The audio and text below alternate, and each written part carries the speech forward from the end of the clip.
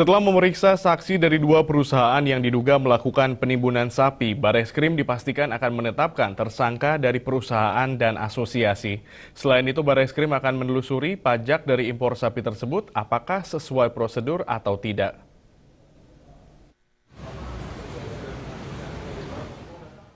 Saat ini, Bareskrim Mabes Polri masih menelusuri dan menyelidiki kasus langkanya daging sapi mentah di pasaran beberapa waktu lalu.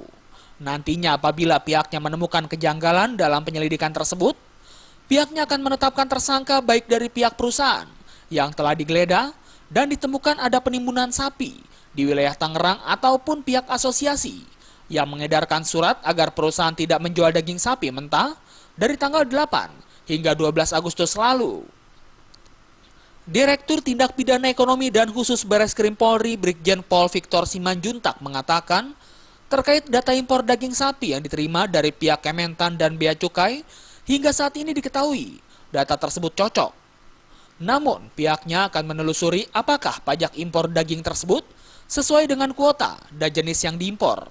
Apabila ditemukan tidak ada kesesuaian antara pembayaran pajak kuota dan jenis yang diimpor, maka hal tersebut dapat disinyalir sebagai indikasi korupsi.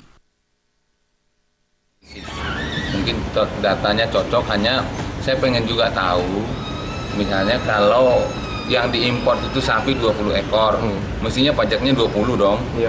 Jangan sampai yang diimpor 20, pajaknya sapi hidup 10, jeroannya 10. Nah, ini kan bermain di itu. Nah, ini perlu kita teliti. Ya mumpung ada pintu masuk kan.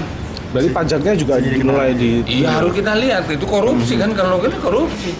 Saya tidak bisa menyidik undang-undang pajak, tapi saya alihkan ke korupsi kalau memang itu.